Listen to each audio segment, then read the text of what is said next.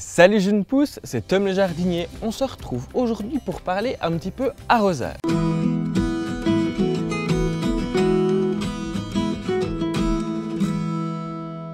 Avant toute chose, je voulais te dire que c'est peut-être un petit peu ridicule de parler d'arrosage maintenant, surtout qu'il pleut à peu près tous les 10 minutes chez moi.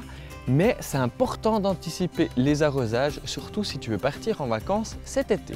Au potager, les arrosages, je les fais surtout à l'arrosoir, peut-être des fois muni d'une pomme, pour être vraiment au pied des légumes et puis ne pas avoir trop de désherbage à faire, parce qu'il faut se dire que toute terre humide peut contenir des graines de mauvaises herbes et devoir les désherber par la suite. Ce que je fais aussi, c'est que j'ajoute un bon paillage, entre 5 et 8 cm de paillage, si possible assez diversifié. Dans mon cas, c'est surtout des tontes de gazon. Je vais essayer d'ajouter peut-être un petit peu de feuilles mortes, etc. pour avoir un équilibre carbone-azote régulier et assez mélangé pour qu'on n'ait pas trop de problèmes. On pourrait installer dans le potager des tuyaux microporeux ou des gouttes à gouttes. Personnellement, surtout dans le potager, j'ai tendance à mettre des gouttes à gouttes pour arroser vraiment au pied de chaque plante. Et les tuyaux microporeux, j'ai plutôt tendance à les mettre dans les massifs de fleurs ou si possible un petit peu dans les endroits où c'est que ça a besoin d'être arrosé tout du long, plus que le goutte à goutte au jardin. Ce qui peut être fait aussi, principalement là sous serre, c'est d'installer des holasses. Ces holasses, elles vont pouvoir contenir un petit peu d'eau, elles vont pouvoir le diffuser plus lentement et pouvoir partir en vacances quelques temps sans trop de problèmes.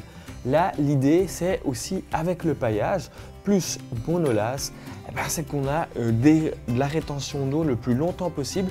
Passe dans les serres, il peut vite faire très chaud et on peut avoir des plantes qui n'apprécient pas toute cette chaleur, toute cette sécheresse.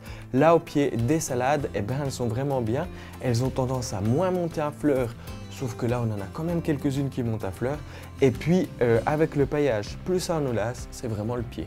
Là, j'ai mon massif de fleurs et dans mon massif de fleurs, généralement, j'essaye de pailler avec des paillettes de lin, pailler avec des copeaux, pailler avec plein d'autres choses, mais moi, un petit peu moins de gazon.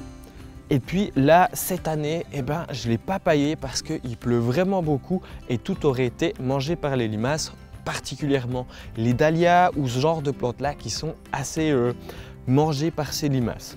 Je peux installer dans cette plate-bande de fleurs, au pied des plantes les plus gourmandes, quelques terres cuites avec un bouchon en liège au fond pour le combler et je vais arroser. Une sorte d'holasse mais moins cher, simplement un pot de terre cuite. Et puis en binant régulièrement la terre, on a aussi un petit peu moins d'arrosage. Là, je vais peut-être pailler s'ils annoncent un petit peu beau et caniculaire cet été. On évitera aussi pas mal d'arrosage. On peut installer dans les massifs de pleine terre aussi des tuyaux microporeux, c'est ce que j'apprécierais le plus dans les massifs, voire même des gouttes à gouttes.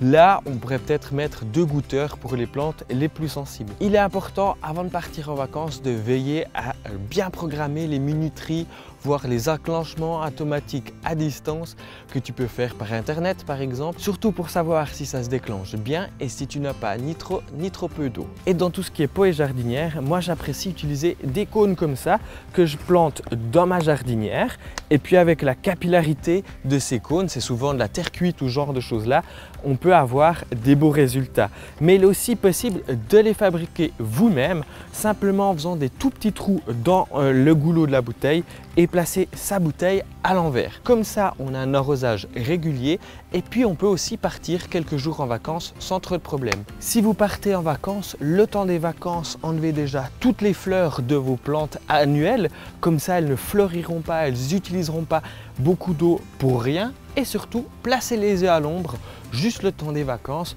Comme ça, on a aussi un petit peu moins de consommation d'eau pour vos plantes. Voilà, vous avez toutes mes astuces pour avoir de beaux potagers bien arrosés pendant toute la belle saison. On se retrouve tout bientôt pour une prochaine vidéo. D'ici là, bon jardinage. Ciao jeunes pousses!